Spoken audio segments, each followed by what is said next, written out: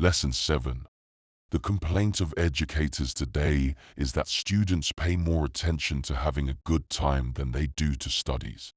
Sports and social activities exercise a greater attraction for them than books and lectures.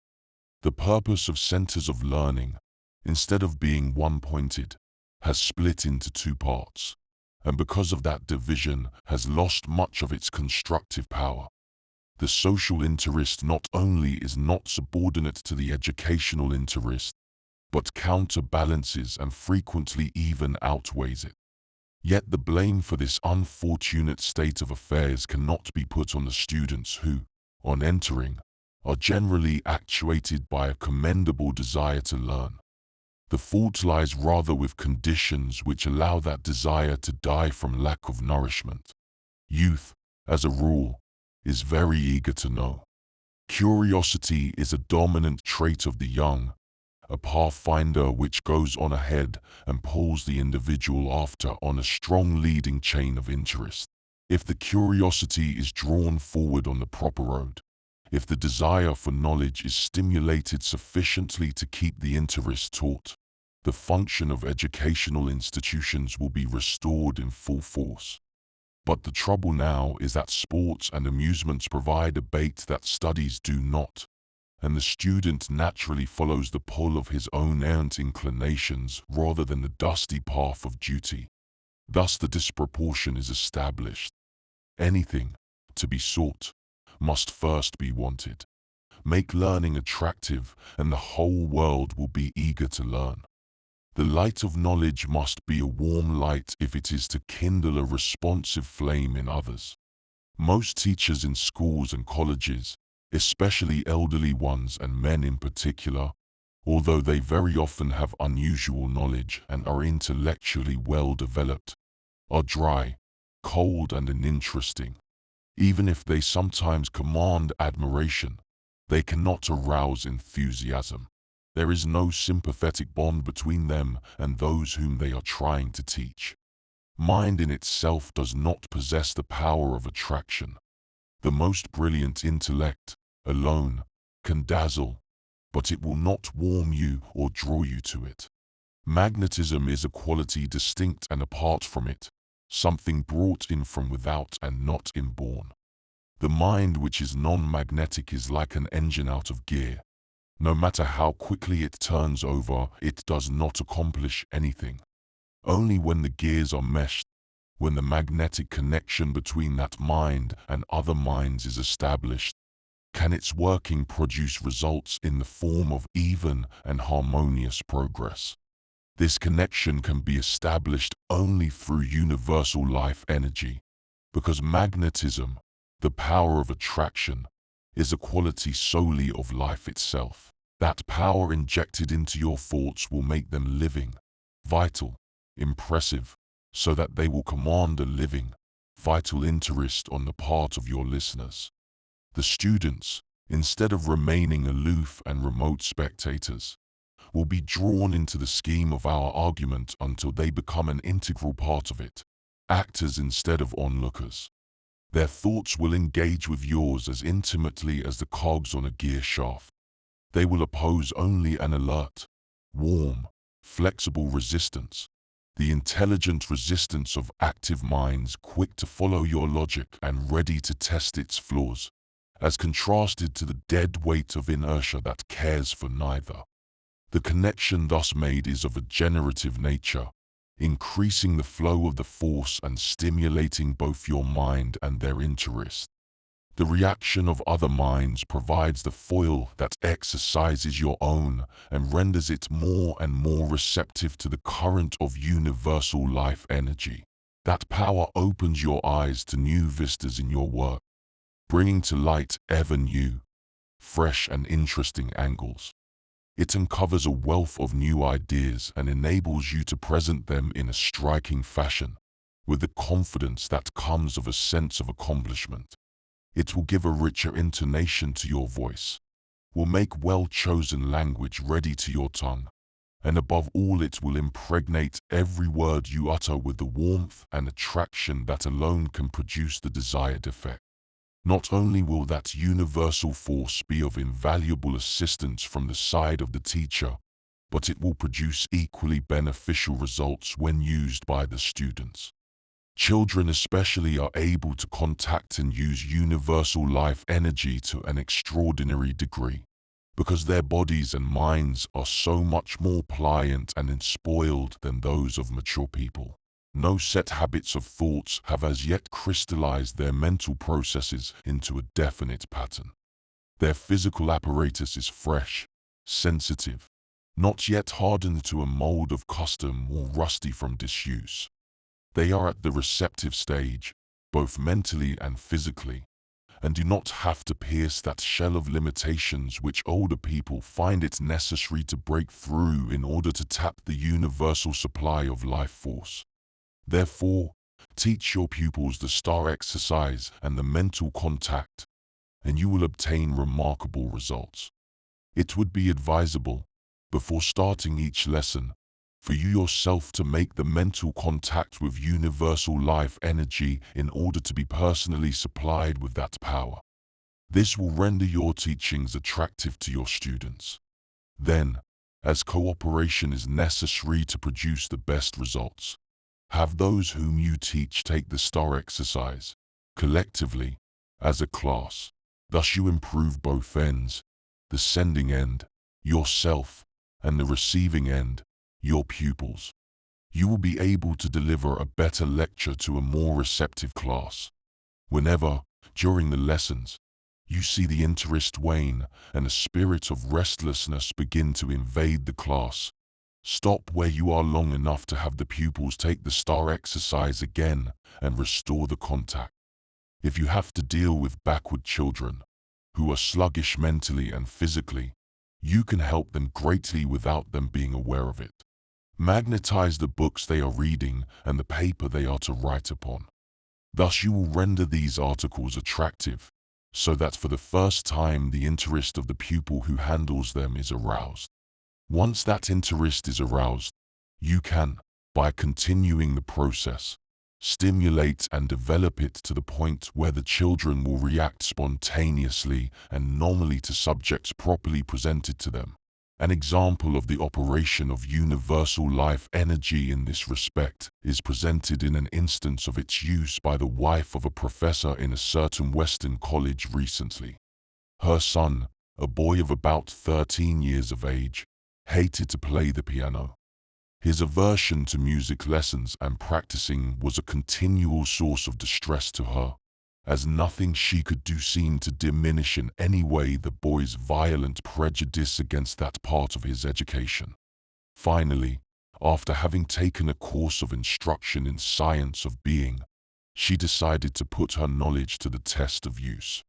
Privately, she magnetized thoroughly the keys of the piano, and then asked her son to play for her for 5 minutes only, saying that if he would do that to please her, she would not require any further practice that day. The boy, somewhat dazed by this extraordinary stroke of fortune, hastened in to buy his freedom before his mother should change her mind. Well over an hour later he was still at the piano, and eventually, after several requests had failed to tear him away from this novel interest in a hitherto hateful task, his mother was compelled actually to order him out of doors. Since that time, the difficulty has been to keep him away from the piano long enough for a healthful amount of recreation rather than to drive him to it.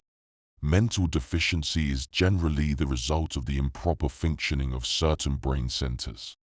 The cells comprising these centers are not developed as they should be, and in consequence their activities are weak, sluggish, and ill-attuned. However, the centers are still there, and all they need is the proper stimulus and nourishment in order to develop to their full capacity. This stimulus is what universal life energy supplies, the obstruction that has impeded the growth of the cells, shutting them off from a fair supply of energy, and in doing the lassitude that is reflected in mental backwardness, is broken down and washed away. Probably it was a mental obstruction, a prejudice rooted in some obscure and trivial incident later forgotten, or perhaps a genuine physical defect. In either event, the clogged channel is opened, the current swelled to full force, and the enervated tissues restored to a normal and healthy vigor. In handling perverse, temperamental children, remember that exhibitions of bad temper are simply indications of an upset equilibrium. There is an inner condition of disharmony, a distorted development of the child's nature in certain directions without an equal and counterbalancing growth in others. To meet such a condition with harsh discipline, an exercise of force based solely on authority, while it may prevail for the time being, will only aggravate the trouble within. Like attracts like in such a case, but in the wrong way. The negative in the child drawing out a negative response from the teacher and thus disturbing its already poor balance still more. The teacher must be the one to take the initiative and dominate the situation by promptly making the mental contact with universal life energy and then gently but firmly controlling the evil traits of the offender through the exercise of exactly opposite qualities. As the positive always prevails over the negative, the display of positive qualities by you will call forth like qualities in the child, to the effect that the unruly one gradually acquires a poise that had always before been eminently lacking. Naturally, that is not a sudden process, and although the effects of such treatment are in most cases discernible at once, the full development is a matter of growth and not of abrupt change. Therefore, do not be discouraged if one trial seems to accomplish little.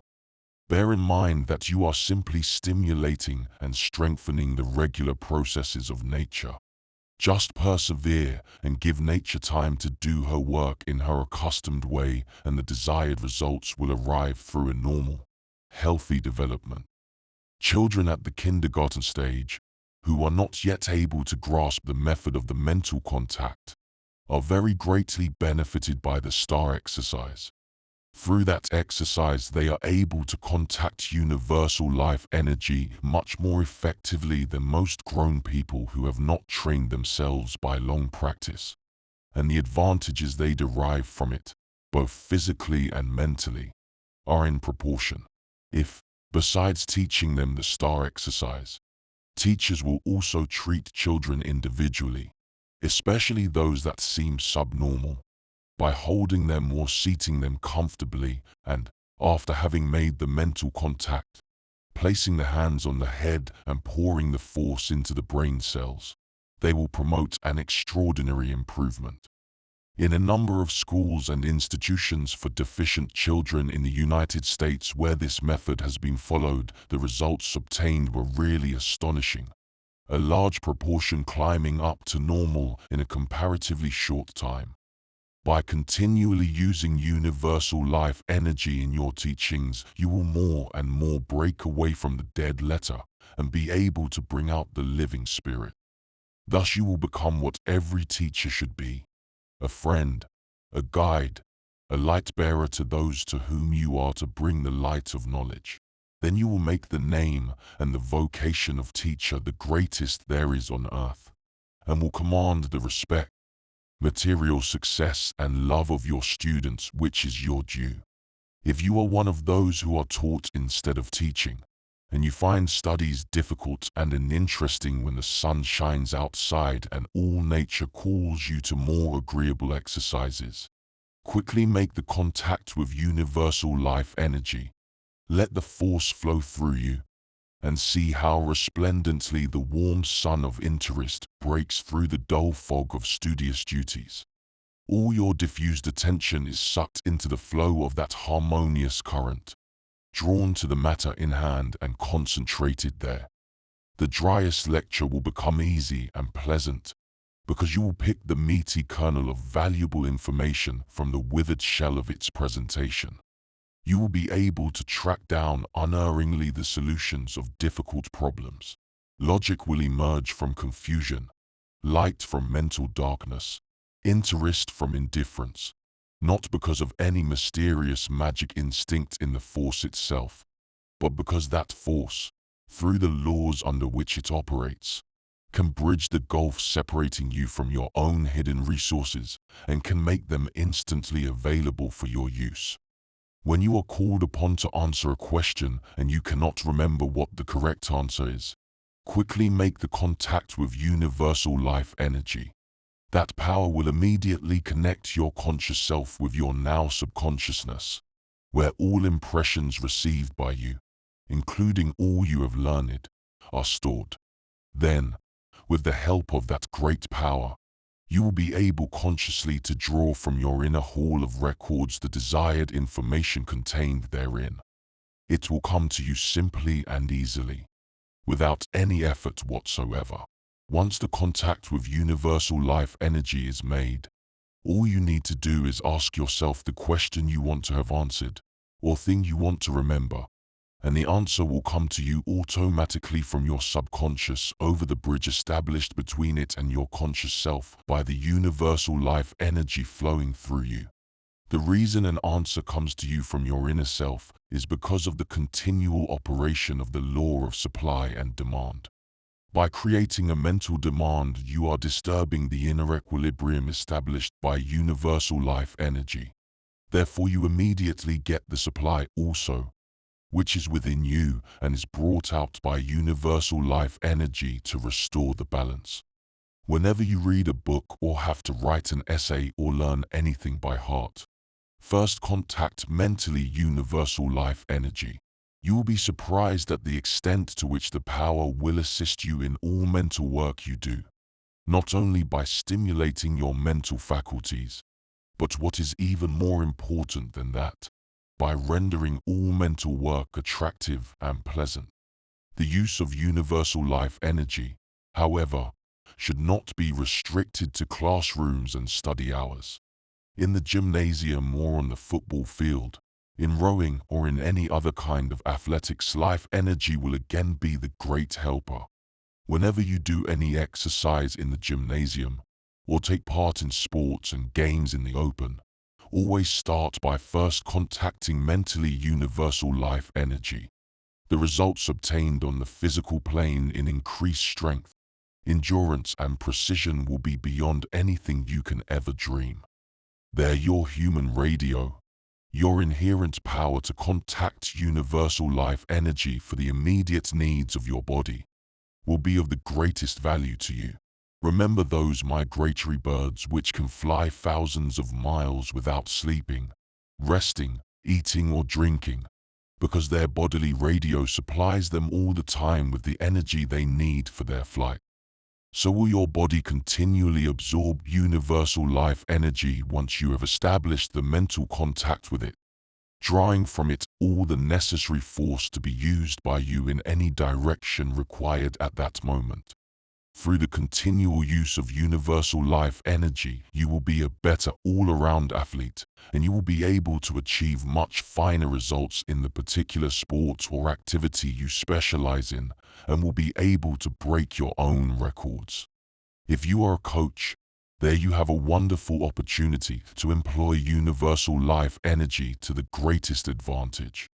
In fashioning a team of any sort, for baseball, football, crew and all other sports, the vital element for which every coach strives first is harmonious cooperation. The individual athletes must fit snugly into the larger plan. Their minds must jump with your mind. Their aim must be your aim. When a single purpose dominates all, when the physical activities of each unit of that human machine blend into a powerful and one-pointed scheme of action, then every ounce of energy is made to produce its result without waste or loss. By using universal life energy continually himself, a coach first forms the mold of a successful team by working up a right plan of campaign for the coming season. Through that power, he is able to sense more accurately the conditions which his athletes will have to encounter, and which will determine to a great degree whether his policy is right or wrong. Then, once that plan is laid out, he has to fit his material into it, generally raw and stubborn material leavened by a greater or lesser amount of veteran stuff. That is, He has to coordinate the different units that are to make up his machine and bring them to the point where they work harmoniously one with the other and with him. In this task, universal life energy is of invaluable aid, because harmony, equilibrium, is its fundamental quality. Therefore, explain in a few words to the candidates what universal life energy is and the basic principles of it. Have them use it continually when training, and especially when competing. You will be astonished at the results, for you will find the usually stubborn difficulties melting away in a very short time as the force begins to manifest itself in their progress. They are readier to understand, quicker to respond, more adept in making muscles, nerves, and brains reject waste motions and act directly for the greatest effect. They will think and work with you and for each other, and will show you that teamwork, which is the ideal of every coach and the source of victories. Also, you can help on the purely physical plane by an intelligent use of universal life energy quite as much as on the mental and physical combined. The final kick, which so often determines which side shall forge to the lead, is in that universal force. Those who know how to contact and use this power have always a reserve of energy to draw upon, because no matter how fast they exhaust the supply in their own bodies, more is pouring in all the time to replace it. But if, through loss of self-control or for some other reason, your athletes do not contact universal life energy, and you see that, as they use up their own limited supply of force, they are becoming weak, you can send them a fresh fund of energy by making the mental contact with the universal power and then thinking strongly of them. The force will flow to them where they are along the invisible mental line thus established. And as those who have that ultimate reserve to call on, that last kick to bring into play, are the ones who win, you may in that way be the one who literally hands them the victory. Finally, it should be remembered that while the immediate goal of any contest is victory, that victory cannot be bought at the expense of the body. It is the fruit of fine and healthy physiques built staunchly enough to stand the stress of winning. If in training and contests the body is continuously drained of life force, if the demands are greater than the supply, the result is destructive and not constructive. When the strain becomes too great, something has to break, and the individual may suffer all the rest of his life from the injurious effects of such a trial. But if universal life energy is used, all that danger is avoided, for whoever knows how to contact the universal force has continually at hand a reserve supply of power to draw upon. The buoyancy, the comeback of healthy tissues is always there, and in place of utter fatigue and weariness, the individual will experience only the not unpleasant tiredness that requires nothing but the normal rest it has earned to banish it altogether. Exercises. The new exercise which you are to add this week to the number of those you have already learned is called Invigoration. First, relax and enter into silence in the usual way, and then make the mental contact. While contacting universal life energy during the silence, think about strength, physical and mental. Bring the concept of strength into clear focus within you. Let it blot through and merge with your system until its identity as a separate concept is absorbed in your own identity. Picture yourself vigorous, mentally alert, every fiber and nerve thrilling with abundant vitality. Perform this exercise conscientiously and persistently, for from 5 to 10 minutes daily, and you will find that what you began as an abstract concept becomes permanently caught in the fabric of your being. Instead of ebbing away at the conclusion of the exercise, it will, because of the driving power of universal life energy, manifest itself gradually and with increasing force in both body and mind. Questions and answers. 1. What is the general complaint of educators today? The general complaint today is that students pay more attention to sports and social activities than they do to studies. 2. Is this complaint justified? And if so, to what must the fault be attributed? This complaint is justified, and the fault must be attributed to the fact that knowledge is generally presented in an uninteresting and unattractive way. 3. Why is it that most teachers are not producing the desired results with their students? Most teachers are not producing the desired results with their students because they are dry, cold, uninteresting, and non-magnetic. 4. What is the reaction of other minds to a mind permeated with universal life energy? The reaction of other minds to a mind permeated with universal life energy is interest and concentration on the matter presented, becoming active participators instead of passive onlookers. 5. What is usually the cause of mental deficiency? The cause of mental deficiency is poor development of certain brain centers. 6. How can mentally sluggish and backward children be restored to normal? Mentally sluggish and backward children can be restored to normal. 1. By treating them individually with universal life energy. 2.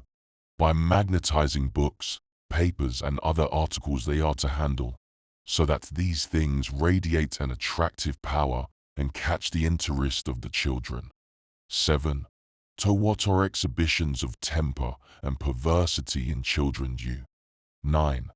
What practical results will teachers obtain for themselves by using universal life energy in their work? The practical results that teachers will obtain for themselves by continually using universal life energy are: 1. They will break away from the dead letter of their teachings and bring out the living spirit. 2. They will elevate the vocation of teaching to its rightful place in the esteem of the world. 3. They will command respect, material success, and the love of their students. 10. What advantage will students derive from using universal life energy in their studies? The advantage students will derive from using universal life energy in their studies is a lively interest in their work that enables them to get more out of it and retain and use what they get. 11. In what way is the use of universal life energy in sports and athletics particularly effective in securing the desired results? The use of universal life energy in sports and athletics is particularly effective in securing the desired results by coordinating and harmonizing activities and giving to the athletes a permanent reserve fund of energy to call upon. 12. What is the most important practical knowledge for a coach to possess? The most important practical knowledge for a coach to possess is a knowledge of universal life energy and how to use it.